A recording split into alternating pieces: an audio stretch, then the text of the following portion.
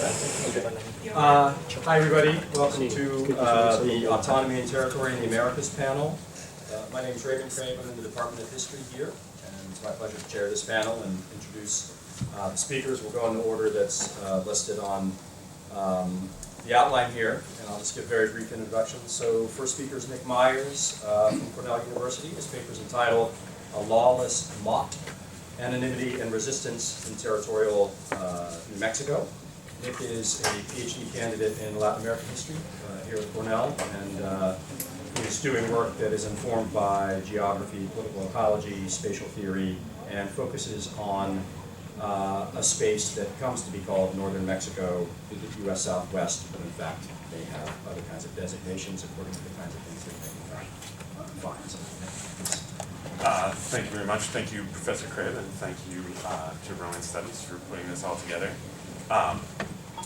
So I just want to start with a tiny bit of background, and for those of you who are familiar with the history, please bear with me. But this map up here sort of depicts the territory that was lost in the Mexican-American War, or the War of Northern Invasion, as it's still known in Mexico today. So you can see these territories of Texas, New Mexico, what is Northern Sonora, and Alta California, that were sort of ceded to the United States through the Treaty of Guadalupe Hidalgo in 1848, right? And this is added, a small chunk of this in Northern Sonora is added to the United States in 1853 as part of the Gadsden Purchase. So on June 26, 1890, Oliver Dana Barrett wrote and mailed a letter from Las Vegas, New Mexico, a ranching and railroad town roughly 35 miles to the east and across the snow-capped Sangre de Cristo Range from Santa Fe. The letter's journey almost certainly began aboard a mail car on the Atchison, Topeka, and Santa Fe Railroad, whose tracks had reached Las Vegas some 20 years earlier in the spring of 1870. The letter traveled to the north and east along what is today's I-25 corridor, leaving New Mexico territory and stopping briefly in Trinidad and La Junta, Colorado, where it veered to the right somewhat and began to travel almost directly eastward toward Wichita, Kansas. At Wichita, our letter becomes more difficult to track. Perhaps it changed cars, headed northeast towards Kansas City and Chicago. Perhaps it took the more easterly route towards St. Louis and the Missouri River. We do know that it reemerged on the desk of one Benjamin F. Butler of Washington, D.C., and there it paused. Butler had dispatched Barrett, his law associate, to take stock of the situation in New Mexico, where Butler was engaged in substantial land speculation. General Butler, the infamous occupying general at New Orleans in the waning years of the U.S. Civil War, held an interest of 75,000 claimed acres on the Mora land grant, and was keen on purchasing an interest in the Las Vegas grant, an area of shortgrass prairie and Rocky Mountain foothills surrounding the town of the same name. And here you can see the Mora grant up to the north and the Las Vegas grant there, and Santa Fe over on the sort of left side of that map. So the letter provided ample reason for concern regarding the situation in New Mexico. Barrett wrote, quote, "I found great excitement here caused by the so-called Whitecaps. A.J. Streeter, a former agent of the Muscatine Cattle Company, the corporate entity associated with Barrett and Butler's investments, quote, says the fence left by the company has been cut to pieces, some of the wire and fence both carried off." In addition to this direct attack on their mutual interests, Barrett went on to describe, quote, some of the work perpetrated for the most part within the past few months by the self-styled Whitecaps, a lawless mob of several hundreds of Mexicans who armed, masked, and mounted almost nightly patrolled the vicinity of Las Vegas and for 30 miles thereabouts, destroying fences, houses, bridges, and crops upon the plea that the land belongs to the people and that they are underpaid for work. Barrett went on to list a full 25 examples of Whitecap depredations. They included numerous incidents of fence cutting and destruction, the shooting of an employee of the Rollins and Quarrel Company, quote, through the leg and killing his horse under him as he rode to protest their work, the burning of mills, haystacks, and houses, and the destruction of bridges, rails, railroad ties, electric light poles, and telegraph wires. And there seemed no indication that the situation would improve. The Whitecaps, quote, have ridden through Las Vegas in a compact body of 200 or 300, masked and armed with rifles. The second time, they surrounded the county jail, the courthouse, and the assistant prosecuting district attorney Salazar's house, also the sheriff's house, this during the time when the district court was in session, end quote. The campaign of intimidation and destruction waged by the Whitecaps was neither slackening nor confined to the range. The Whitecaps had targeted government officials. They had ridden in force and surrounded some of the most important bastions of governmental authority in the town of Las Vegas. They had subverted law and order in both urban and rural spaces. They attacked both landholders and industrialists. Their criminality had penetrated, in the town of Las Vegas, at least, the sacred repositories of state power. And then, the 25th and final item of a slightly different nature. It read, quote, "On the roads they stopped teamsters, hauling lumber, etc., compelling their return for alleged reason that they earned too little." Most of the New Mexico Territory at this time had been a part of the United States for 52 years, following the Treaty of Guadalupe Hidalgo of 1848. The rest had been added by the substantial Gadsden Purchase of 1853. Perhaps best known nationally for the gunfights of the so-called Lincoln County War, Territorial New Mexico, as seen from the east, was not only peripheral but fundamentally other. It was unique ethnically, it was and had been a Mexican place, and it was hostile. The New Mexican Territory had only just emerged in the decades following the Civil War from popular conceptions of the American West as a great American desert. Desert at this time connoting both a lack of water and of civilization. In short, popular conceptions of New Mexico were most assuredly not of a modern and progressive space. Perhaps it was strange to Barrett and Butler that the Whitecaps, by essentially forcing underpaid Teamsters to go on strike, were labor agitators in addition to nocturnal reappropriators of land-grant territory. Or perhaps, to industrialists and landowners of the late 19th century, it wasn't strange at all. While the late 19th century was a time of unprecedented expansion of the U.S. industrial base, dubbed by Mark Twain the Gilded Age, it was also a time of unprecedented empowerment and radicalization of American labor. In 1886 alone, 610,000 workers participated in 1,400 strikes, and on May 1st, 350,000 workers participated in a national general walkout. And this labor activism was not confined to the East. Playing a pivotal role in the labor struggle of 1886, the Great Southwest Strike, a walkout on industrialist Jay Gould's Union Pacific and Missouri Pacific railroads, took place primarily in the western states of Arkansas, Kansas, and Texas. Additionally, so-dubbed militant union activity associated with mining was pervasive in both Utah and Colorado. It was likely, in fact, that the Whitecaps' connection to labor was, for Barrett and Butler, the most pertinent piece of information in the report. Included, ostensibly in the same envelope, as it bears the same date of June 26, 1890, was a second letter to Butler in which Barrett detailed a possible connection between the Whitecaps and the Noble and Holy Order of the Knights of Labor, the most prominent organization of U.S. labor at the time. Butler wasted no time in dashing off a letter to his personal friend and Grandmaster Workman of their order, Terrence V. Powderly. Powderly's response, in turn, was to write his associate John Hayes, who initiated an investigation to be conducted through the New Mexico Assemblies of the Knights. But Powderly and Hayes, though they had no way of knowing it at the time, were already in direct contact with the Whitecaps and knew at least something of their platform. Some 5 months earlier, on January 13, 1890, the Honorable T.V. Powderly received a letter from Juan Jose Herrera of Las Vegas, New Mexico. In a strong hand and in perfect but capable and elegant English, Herrera requested, quote, to have the charter and supplies printing in the Spanish language being the only way by which we can have success organizing in this territory. The State Assembly had denied this request, and Herrera now brought it directly to the Grandmaster Workman. The letter also contained an aside of particular interest, adding a sense of urgency to Herrera's request. Quote, if there is any part of the United States which is in need of organization and education, it is New Mexico. I do not believe that is a place on the face of the globe that had been and would be more plundered by Shylocks than this. Here we have land grabber trusts, the political trust and the legal trust to contend with. And if the GEB do not devise some way in helping us toward organization and education, God knows what will become of the poor farmers and laborers of this territory. Herrera's request was again denied.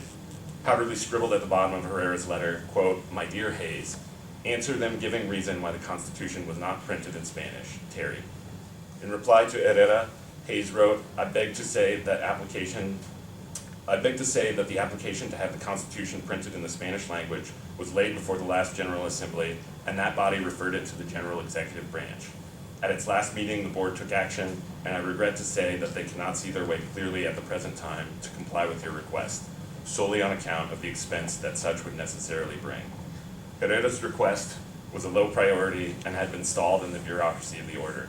The Knights would not so much as print a translation to support the struggle against the land grabbers' trusts, the political trusts, and the legal trusts. And these trusts were no figment of Herrera's imagination. Gilded Age New Mexico was known both then and now for corruption and collusion between government and private interest.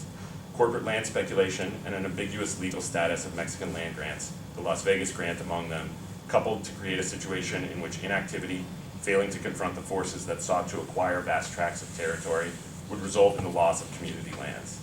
Territorial Governor L. Bradford Prince had secured a promise from the federal government to adjudicate land claims, but the heavily bureaucratic process inched along, while the rapid expansion and spatial conquest of Gilded Age capital was proceeding at a breakneck pace. The property was too valuable and its ownership too ambiguous for speculators to relinquish their attempts to acquire it. It was to this end that many individuals, both Anglo and Hispano, began constructing fences on the grant, facilitated in their efforts by a new, remarkable, and inexpensive means of delineating space, barbed wire. Such delineation could provide a powerful legal argument for ownership when the courts got around to deciding to whom exactly the land would belong. Initially, the Knights of Labor, or Caballeros de Trabajo, as it was known among the Spanish-speaking Hispano population, provided a means for those making their living on the community land grant to advocate for themselves in the courts. Local Assembly number 4636, established in East Las Vegas in 1885, where none other than Juan Herrera served as district organizer, established the Las Vegas Land Grant Association to assist individuals in defending their claims. The association had some early success, yet corruption of the judiciary limited the association's potential. Additionally, the Anglo-Hispano coalition that had been instrumental in creating a robust manifestation of the Knights in the territory had begun to fall apart.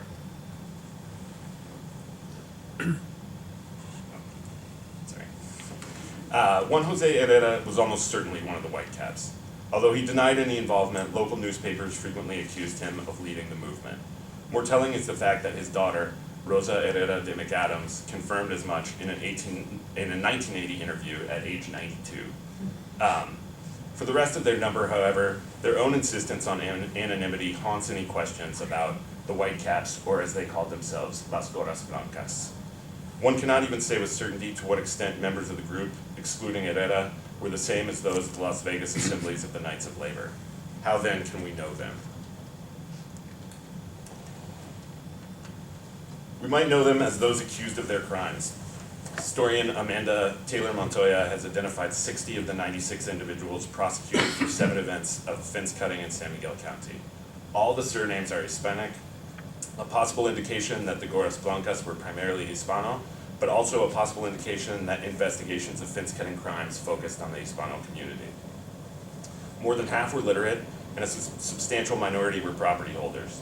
Very few are identified as farmers or ranchers as opposed to farm laborers and laborers, a likely indication that the majority, at least of those indicted, were participants in the wage labor system.